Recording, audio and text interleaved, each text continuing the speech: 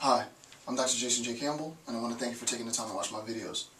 I'm continuing my analysis into national security affairs and intelligence. The book that I'm going to be using is this book, the Oxford Handbook of National Security, and again, this is intelligence. Make sure you click the first video in the series. It'll take you to Amazon. You can get purchase a copy of the book for yourself. Notes, as always, just click the link in the description field. It'll take you to the notes. Download the notes. I am on page 4 of my notes, and I'm going through the pros and cons. Specifically, because I was running out of time in my last installment, I've stopped with the cons. So this is still section 1. So we're in section 1, page 4 of the notes, and I'll be discussing the con. I'll talk about the con with respect to intelligence needs specifically. So this is National Security Affairs Intel, and this is section 1.0. And we are again on page 4, and we're talking about the pros and cons. If you're watching this video in order, this will just integrate directly into what I just discussed in the previous video. So let's continue with the con. So again, with respect to intelligence needs, what's the drawback? The idea, and I went through this fast last time because I was running out of time, but now I can take time and sort of really dissect the meaning and some of the problems, at least at an introductory level, where we just passed the 2-hour mark, so this is still relatively new. This series is still relatively new. But by the term needs are themselves frequently conditioned and influenced by global trends, right? And remember, when we're talking about the intelligence needs, we're talking about the needs that policymakers have. They have these needs, but these needs are themselves conditioned by global trends. So, global trends which themselves evolve and change. Thus, if the need for a particular type of intelligence manifests as a consequence of global trends, it is likely that there will be a theoretical sort of one-to-one correlation between the intensity of the global trend and the effect that trend has on solidifying the policy needs. And I have sort of just a visual, it doesn't have any tremendous significance, but a visual representation, graphical representation of this correlation, right? As the global trend increases, so too does the policy need. So that the idea is, in terms of policy needs, and I think I drew this, this representation in some form yesterday, the global trends influence. Right? The global trends influence to quite a significant degree the policy needs that policymakers have. The disadvantage, however, as I said before, in terms, and I'm about to read some more of this, the disadvantage, however, is the very fact that policy is susceptible, influenced by external trends.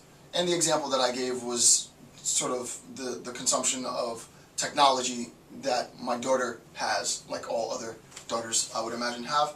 She wants the new iPhone. The trend is that she gets the new iPhone.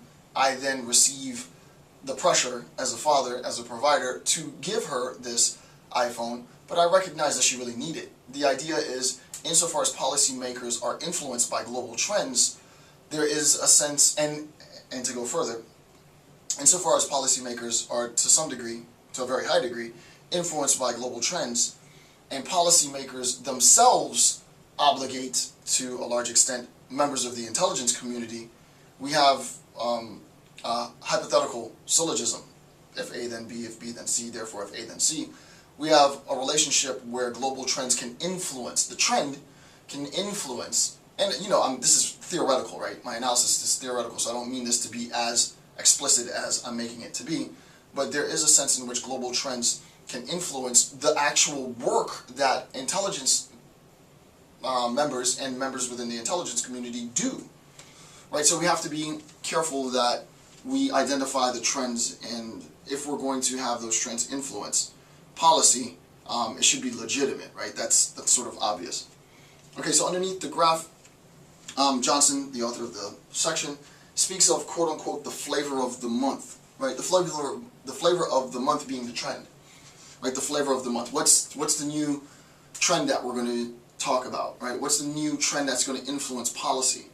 Contemporarily, I mean, at the time of the video going up, it was widely publicized in American media, the attack on Benghazi, and not only that attack, but that attack became sort of prototypical. It became sort of the hallmark for attack of U.S. embassies throughout the world, throughout the Middle East, and we heard within the news cycle in the States, I don't know where you guys are, but in the States we heard through the news cycle and on television rather heavily of any number of attacks that happened within the same period of time. The trend then, in terms of the global trend, was a discourse on, I'm just giving you this example, right, so that you see how this relates contemporarily. I always do this. So the global trend then would have been, with respect to intelligence, the recognition that our embassies were susceptible to attack, whether it was orchestrated or not, blah, blah, blah. And that will invariably influence policy. How it will influence policy, policymakers are probably now behind closed doors making demands because of their intelligence needs. We need to know whether this was orchestrated, whether it was Al-Qaeda, whether it was what have you, whether it was just mob mentality, whether it was so on and so forth. And then the pressure goes on the intelligence community in order to facilitate those needs so that policy can be made to hopefully protect our diplomats and such, right? So that's the idea, right? There's a global trend. That was an example of the global trend. That global trend is going to influence policymakers, and policymakers are then going to obligate members of the intelligence community to say, hey, get us the proper intel so that we can make sense of what's going on. Why is this trend occurring? How is this trend occurring? Who's in charge of this? You know, what are the conditions that provide or facilitate, bolster this trend, so that we can stop it and such. So, just to give you an idea, so the flavor of the month, that was on page 13. In terms of the intelligence needs regarding, this is an example in Rwanda. This, however, creates an inherent weakness, right? This relationship creates an inherent weakness because global trends would then influence policy needs, sort of by default, which would thereby influence the operation of the intelligence community to adapt to the flavor of the month. So I just explained that. Again, following the logic of the lecture, I don't really need to know what I wrote because that's where it needs to go. But the idea is and again, I don't mean to oversimplify this. I would imagine a lot of poli-sci people watch this video. No, this is not a video for philosophers, though I'm trained as a philosopher. The idea isn't to obsess about the literal implications of the information that I'm discussing, as much as it is to allow the information the possibility for conditioning the way that you interpret sort of these relationships. Because what's important is, as I said before at the beginning of the series, we are attempting to understand the industry that is built on the relationship between intelligence. This whole series is about intelligence, between intelligence and policy. And what we're recognizing is we immediately go from a domestic state of affairs, intelligence and policy, to an international state of affairs once we realize that global trends do affect domestic policy. I mean, that's sort of like, duh. So don't obsess about, oh, there's a direct correlation between global trends and the job function that I do per se, because I do recognize that some people within the intelligence community, many people within the intelligence community are almost solely interested in domestic affairs, that their job function doesn't really have international applicability specific to the job function. Forget all of that. That's obvious.